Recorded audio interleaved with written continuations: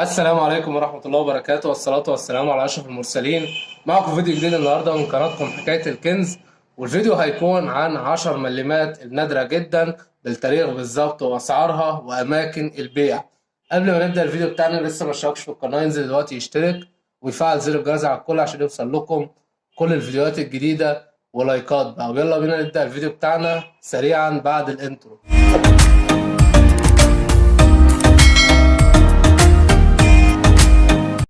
ورجعنا لكم تاني ومعانا 10 ملمات الصقر دي لسنة 1972، ومعظم الناس معاه نفس العملة دي ومعاها كميات كبيرة.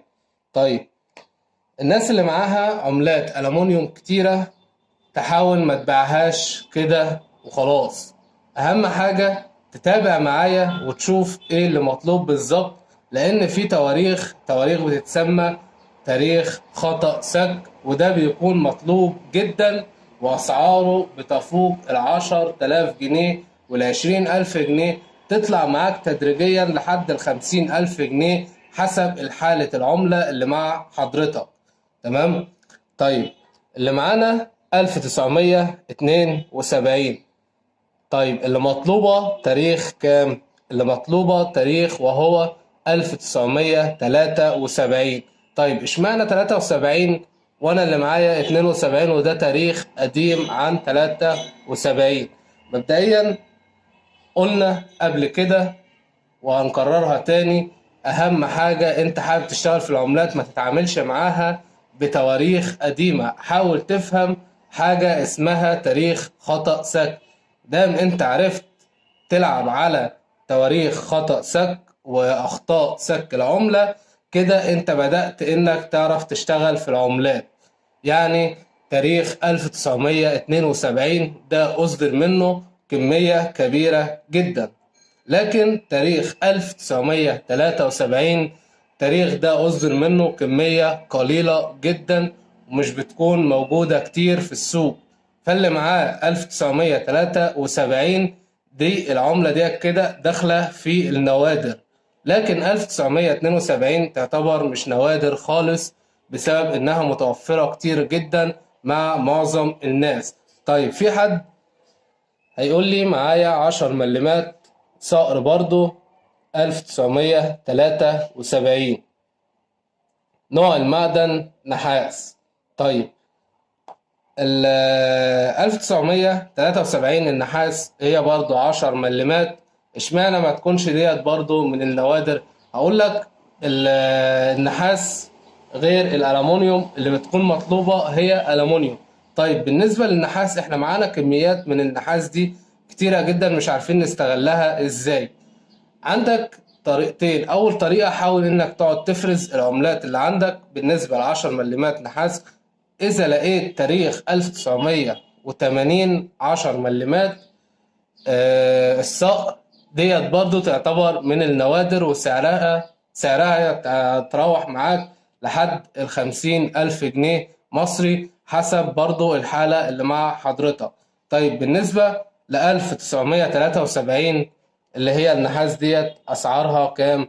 سعر ال10 ملمات النحاس اللي هي الصقر ديت يعني يعتبر سعرها حاليا مالوش سعر ثابت.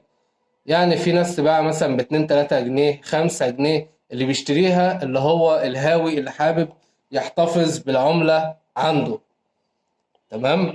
الكل يركز على العملات اللي عنده ومحدش يبيع العملات كده بالكيلو قبل ما يفرزها، لان انت هتبيع العملات اللي عندك بالكيلو، هتيجي تكتشف بعد ما تبيع العملات ان كان عندك عملة من النوادر. حاول تفرز تطلع الألمونيوم لوحديهم والنحاس لوحديهم، وتقعد تفرز الحاجات دي وتتابع معايا على القناة وتشوف ايه النوادر اللي بنزلها واسعارها كام. ال10 ملمات بتكون زي دي صقر اهي، نوع المعدن ألمونيوم وعليها حروف كده على الإطار. تمام؟ 10 ملمات بتكون نفس الشكل ده كده بالظبط، بس بدل 1972 بتكون 1973. طيب سعر العملة ديت بتروح من كام لكام؟ معاك العملة نظيفة والصقر واضح والكتابة واضحة، دي بتتراوح معاك لحد ال30 وال40 ألف جنيه مصري. طيب معانا الحالة مثلا الكتابة مش واضحة بسيط، الصقر مش واضح برضو بسيط، ديت هتبدأ معاك سعرها يعني مثلا ايه، في حالات تعمل 5000، في حالات تعمل 10000، في حالات تعمل 20000. محدش يقول مثلا ايه انا معايا العملة هي ده سعرها هيجيب على طول ال30 وال40 ألف جنيه. لا يا باشا، في حاجة اسمها حالة العملة. انت معاك العملة، حاول تحافظ على الحالة بتاعتها، بحيث ان لما تيجي مثلا تبيع العملة تعرف تمسك فيها قرش كويس. تمام؟ اللي معاه العملة يحافظ عليها، ما يرميهاش وسط عملات كده وخلاص. احتفظ بيها في جراب مثلا، جراب بلاستيك، اي حاجة تحتفظ بيها في العملة ان هي ما تكونش وسط العملات، عشان يعني تطبيقات العملة الحاجات دي كلها، الكتابة تتمسح، الحاجات دي كلها تفادى الأخطاء دي كلها. طيب ينفع أنظف العملات اللي معايا عملة نادرة أنضفها بسلكة معينة أو بصنفرة؟ ما ينفعش جدا تنظف العملات الحاجات دي خالص. العملة عليها طين، العملة عليها وساخة، سيب العملة زي ما هي وهتتباع زي ما هي، لأن هتنضف بسلك معين أو بصنفرة، وناس كتير بتعمل الكلام ده. كده انت بتقل من تمن العملة كتير جدا. تمام؟ طيب بالنسبة لل10 مليمات صقر نحاس، دي 1973. طيب نفس الشكل كده بيكون مطلوب، بس تاريخ معين، التاريخ المعين وهو 1980، ده برضو تاريخ خطأ سك. طيب ناس برضو هتقول 1973 ده قبل 1980. هقول لك دي اللي اتكلمنا فيها في بداية الفيديو، ما تتعاملش مع العملات بالتاريخ القديم، تعامل معاها بتواريخ اللي هي أخطاء السك. معانا ال10 مليمات اللي هي 1980 الصقر، ديت برضو سعرها بيتراوح معاك لحد ال50,000 جنيه، حسب برضو الحالة اللي مع حضرتك. طيب الناس اللي معاها أي عملات معاك عايز تبيعها، عندك طريقتين تقدر تبيع من خلالهم، وهم أسهل طريقتين لبيع أي عملة معاك. أول طريقة وهي تطبيق أوليكس. تطبيق أوليكس هيكون مش متوفر عند ناس كتير جدا. طيب الناس اللي مش متوفر عندها أوليكس هتبيع إزاي؟ في الحالة ديت هتتجه إلى الطريقة التانية اللي هنقول عليها. خلينا أول حاجة نقول تطبيق أوليكس هنبيع عليه إزاي.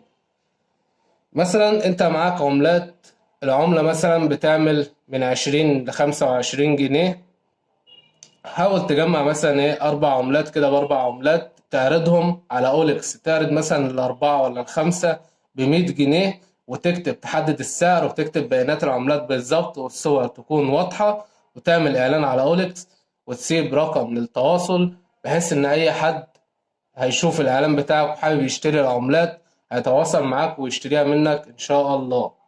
تمام؟ طيب الناس اللي مش متوفر عندها اوليكس هتبيع عملاتها ازاي؟ هتبيع على جروبات الفيسبوك. جروبات الفيسبوك هتقدر برضو تصور العملات اللي معاك وش وظهر، والصور تكون واضحة، وتكتب بيانات العملات اللي معاك بالظبط، وتكتب تحدد السعر.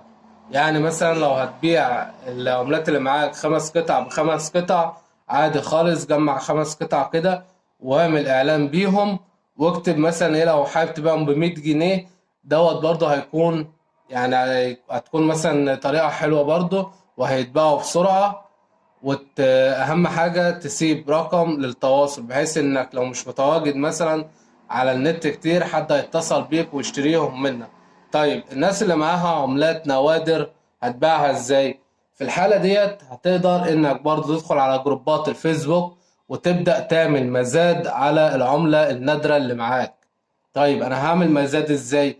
هتصور العملة اللي معاك وش وظهر بصور واضحة، وتكتب بياناتها بالظبط، وتشوف حابب تبدأ المزاد ب10,000 جنيه، ابدأ المزاد ب10,000 جنيه، وخلي الرفعة مثلا يا ب500 يا ب300 جنيه عادي برضو خالص. طيب انا يحق لي اقفل المزاد بعد قد ايه؟ يحق لك تقفل المزاد براحتك خالص بعد 24 ساعة او 48 ساعة.